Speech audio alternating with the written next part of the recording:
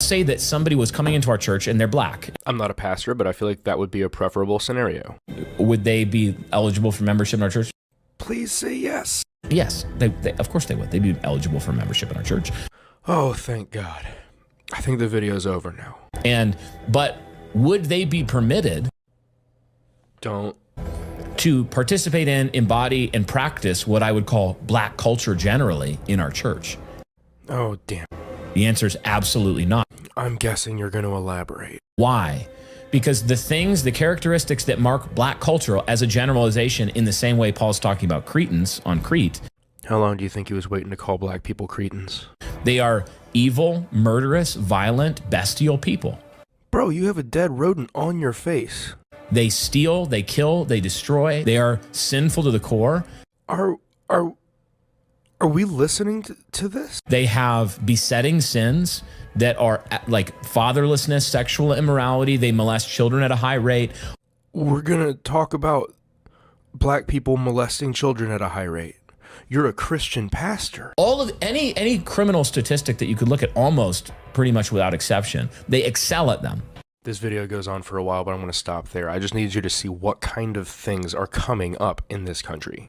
That guy that you just saw is this guy, Pastor Brian Sauve. He is the pastor of Refuge Church in Ogden, Utah. And he's a compatriot of this man, Doug Wilson, a pastor in Moscow, Idaho. I say pastor, but it's like a cult situation, you know? And you probably recognize Doug Wilson. You remember Doug Wilson, the pastor that Pete Hegseth platformed a few months ago, who's saying that women shouldn't be able to vote? This is what Christian nationalism is. This is what Christian nationalism wants. These are Christian nationalists. These guys are only going to get louder. They used to be relegated to like little corners of the internet, but they are now getting platformed by the Secretary of War.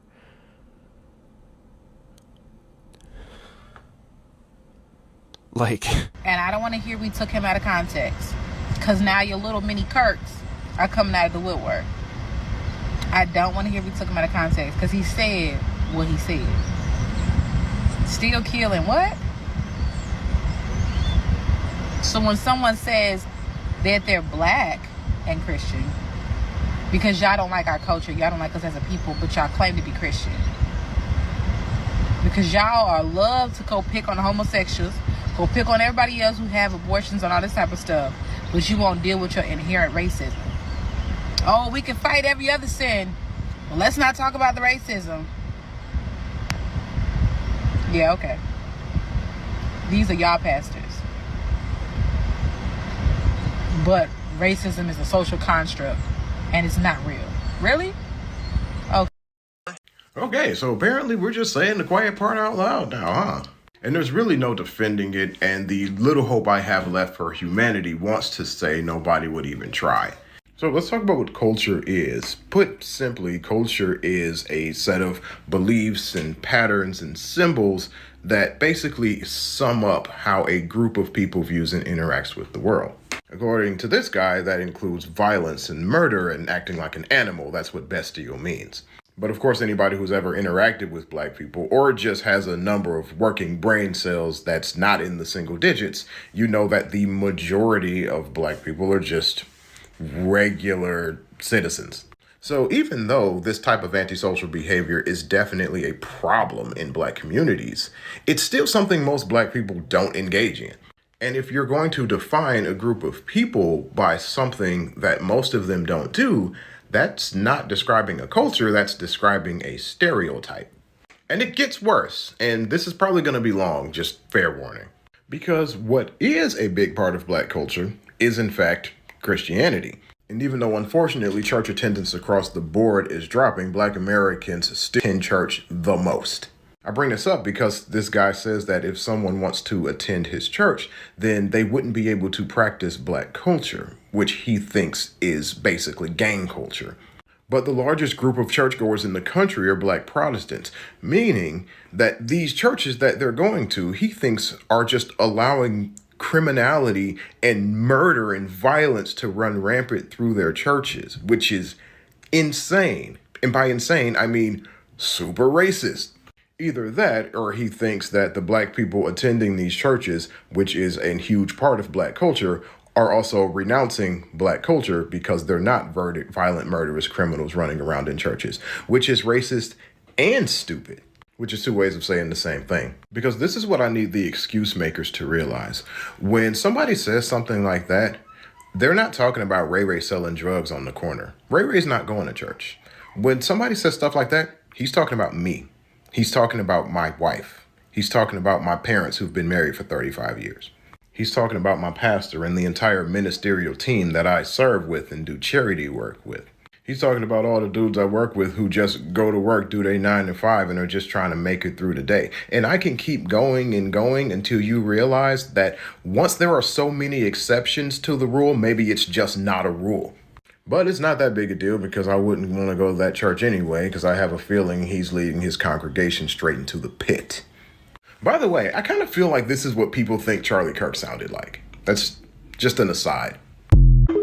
Evangelical Christianity has always been rooted in racism and always been rooted in white supremacy. Somebody was coming into our church and they're black, and would they be eligible for membership in our church? Yes, of course they would. They'd be eligible for membership in our church. But would they be permitted to participate in, embody, and practice what I would call black culture generally in our church? The answer is absolutely not. With all of the evangelicals using Charlie Kirk as a martyr. Call Charlie Kirk a modern American martyr for the faith. Is due to the white supremacist ideas that he upheld. Why? Because the characteristics that mark black culture as a generalization in evil, murderous, violent, bestial people. They steal, they kill, they destroy. They are sinful to the core. They have besetting sins that are like fatherlessness, sexual immorality. They molest children at a high rate. All of any criminal statistic that you could look at almost pretty much without exception. When I think white culture, I think genocidal, colonial, racist. I think mass destruction of nations, culture, places, and things, theft of people's ideas, people's culture, people's things. I think the highest rates of child sexual assault are white men. Bestiality is white men. In family incest are white people. But the list can go on about how you're using statistics incorrectly and just lying and being very racist towards black people while welcoming black people into your white church for white people and want black people to be white. It is insane to me that you can be and say you are a Christian and a man of God and be a pastor. You're a pastor and you're coming online and you're spewing hatred, racism, and just straight up fallacies about black people, all while upholding mass shootings, violent sexual assault, mass theft, destruction. The list goes on of what white culture has done to the world and what white people continuously do to the world. But you want to vilify black people on your platform because you are reaching out to the sentiment of white racist people on the right in this country. Because, like I said, white evangelical Christianity is a form of religious extremism. And that's what's at the forefront and the top of this country. America is a religious extremist country in which white people get to be extremist. And it's just okay. You get to come on and espouse this hate, this hateful message. I want to drive home, guys. This is a pastor. This is a pastor.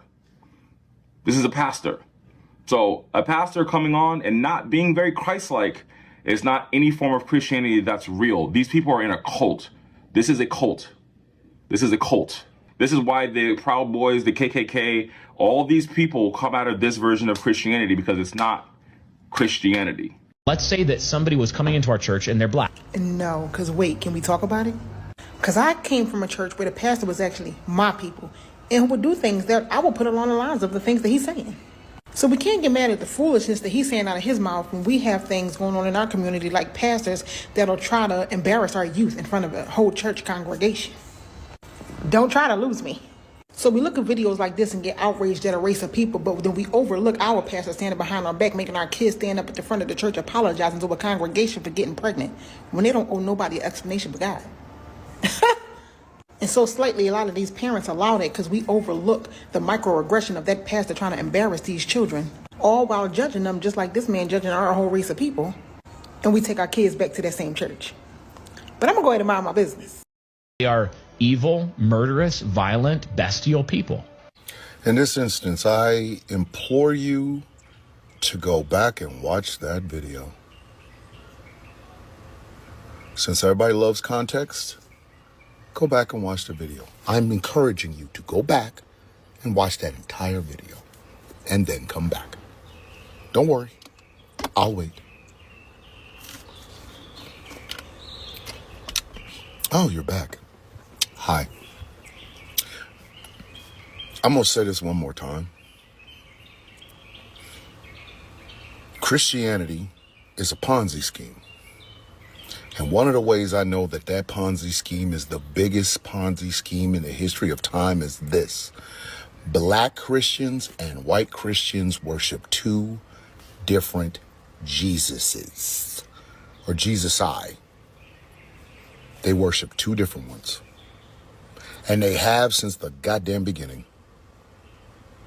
Since black folks was brought over here in boats, there have been two different Jesuses. The black Jesus is a man of peace.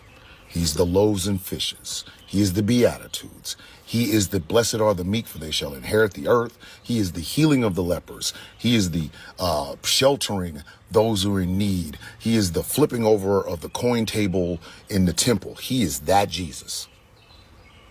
The other thing that Jesus is, docile. Not very confrontational. White Jesus, on the other hand, is this one. Warrior Jesus. Looks like Kenny Loggins on steroids. He's the pure alpha Ubermensch. That's their Jesus. Swinging a sword, killing his enemies. In the book of Revelations, this is the Jesus supposed to come back for the Jews. That ain't me saying anything wrong. That's in the book. That's in the book. This Jesus believes in supply side economics. Feed the poor, they better get up there and pull themselves up by their sandal straps. Heal the sick. I'm not healing you. That's a pre-existing condition. This Jesus is the one that screamed at Gorbachev to tear down that wall. This is the Jesus they think is coming back. This one. Which is completely opposite of the Jesus that black folks were taught and we were raised up with. Because that Jesus is docile. This Jesus is a warrior. He puts on the armor of Christ and all that warrior talk. This is the Jesus they were looking for. This one right here. The meek better bless themselves because we're taking them out. This Jesus would forgive the funny mustache man. Because, you know, in the last moments, he believed in warrior Jesus. This Jesus is about anger, vengeance, violence, and retribution, which is all a part of the Ponzi scheme that is religion. And don't get me wrong, a lot of people are going to say, well, what about Islam and Judaism, which are the other two branches of the Abrahamic religions? Same thing, fam. Same thing. Same thing. To some Muslims, Allah is a comfort. He is a guide. He speaks to them. He tells them the right way to do things. And in return, they give him submission to the will. To others, he is vengeance, violence, and retribution. The same God, the Jews go through that same shit. Same shit. It's all a Ponzi scheme. Because if you can bisect your God, is he really a God or is he a figment of your fucking imagination? In order for me to truly get into the heart of religious people, I worship the Kryptonian god of the sun, Ra, R-A-O, Ra, right? And Ra sits in the sky. Every morning I can go out and see him. When it's cloudy, Ra is still there. When it's sunny and hot, Ra is there. Now, as a practicing Raoist, All I got to do is read the book of Rao and just live it. But you know what I try to do? I try to live more like the Christ that black folks have always worshiped. Even if I don't really believe in any of it, I still try to live my life by the golden rule. Do unto others as you would have them do unto you. But this man literally sat here and told us all with his whole chest and whatever the fuck he has going on with his facial hair, that black folks cannot practice black culture because black culture is murderous, it's violent, it's this, it's that. You have got to be fucking kidding me. You cannot be serious. All you Warrior Jesus fans, the Triple K burns a cross to your God. The Triple K calls itself a Christian organization. Do you think they're talking about black Christians? No. When you cherry pick out of that goddamn book, you can make anything sound rational. This man literally said this shit in this country, in America. Black people can join his church, but they can't practice black culture. What the fuck is that? Black culture is murderous? Are you fucking for real right now? Violent? Are you fucking kidding me? So that was Warrior Jesus fans in January 6th, right? It was Warrior Jesus fans that burned down Rosewood. It was Warrior Jesus fans that burnt down Black Wall Street. It was Warrior Jesus people that put black folks in trees, hence the reason Billie Holiday's song Strange Fruit. That was Warrior Jesus. White Warrior Jesus, the one that looks like Kenny Loggins on HGH. That's your Jesus? But you want me to take your fucking religion seriously? No. And for all of you who are getting ready to distance yourself and say that's not my Jesus, bring your ass back here. Don't move. Because had y'all been straight about this shit since day one, we wouldn't be having shit like this.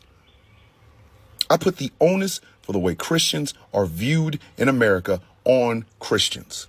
Y'all think y'all are persecuted for your faith? No. We are you are not liked, not even persecuted. You are not liked because y'all cannot keep that shit to your life. You have to put it in everybody else's life. Hence the reason Warrior Jesus appeals to you.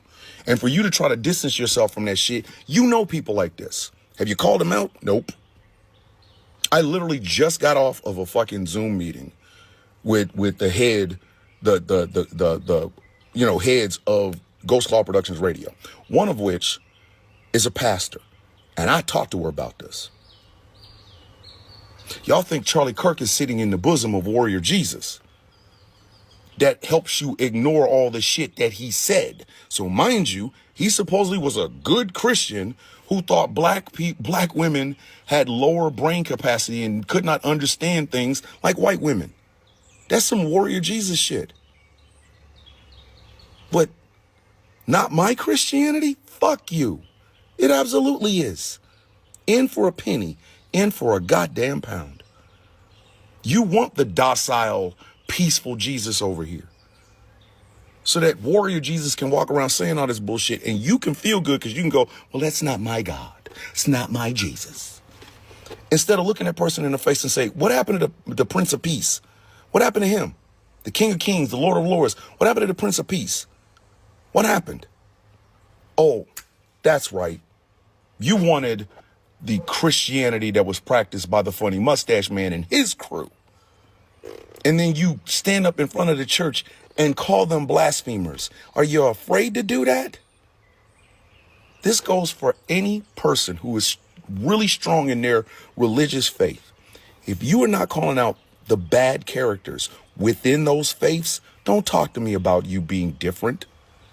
Because as an atheist, a person who sits on the outside of all of this, a Roweist, if you will, I don't see the goddamn difference.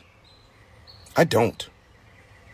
And it is not my job to find the differences between what faith you follow and what faith they follow. It's your job to call them out for not following the faith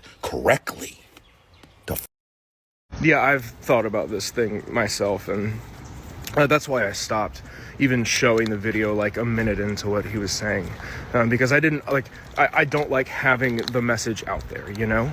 For these guys, there is literally no such thing as bad press. They thrive on bad press. It's the thing that they want more than anything in the world, because bad press means potentially curious bad actors, and then those potentially curious bad actors can click through and come see what they're about and join their cause and blah blah.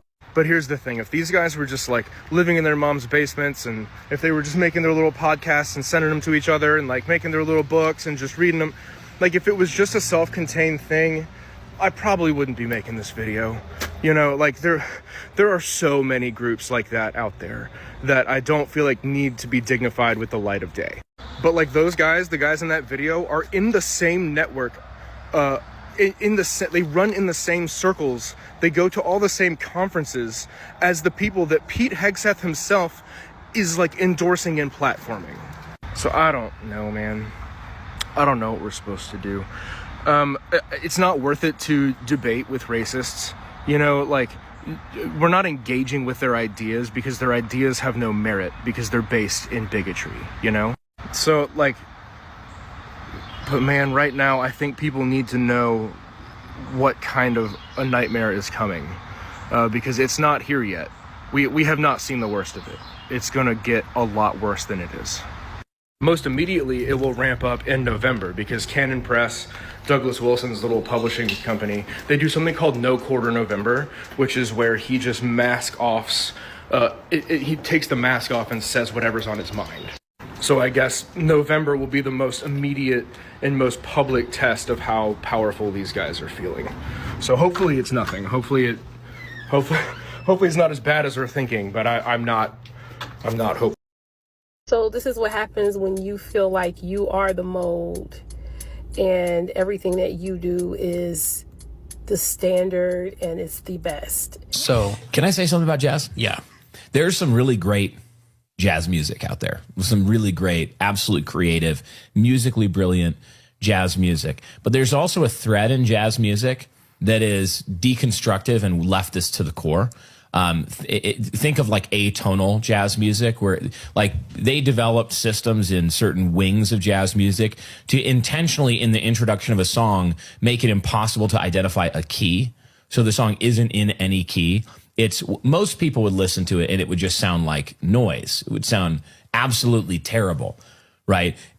One of the reasons for that is that some wings of jazz music are just reflections of things you see in multiple disciplines of art, which is just Marxist, communist, deconstructing Western thought, deconstructing logic and order, deconstructing truth, goodness, and beauty. It's the same thing you see in modern art, where it's like, it's not anything. It's just splashes of color. It's supposed to unsettle you. So even some jazz music can be put forward as an example of an assault against order and the assertion of chaos, where good music is even good music that has dissonance in it, like good jazz can have dissonance in it, or different features that make it sound kind of interesting or introduce tension that is later resolved in a melody.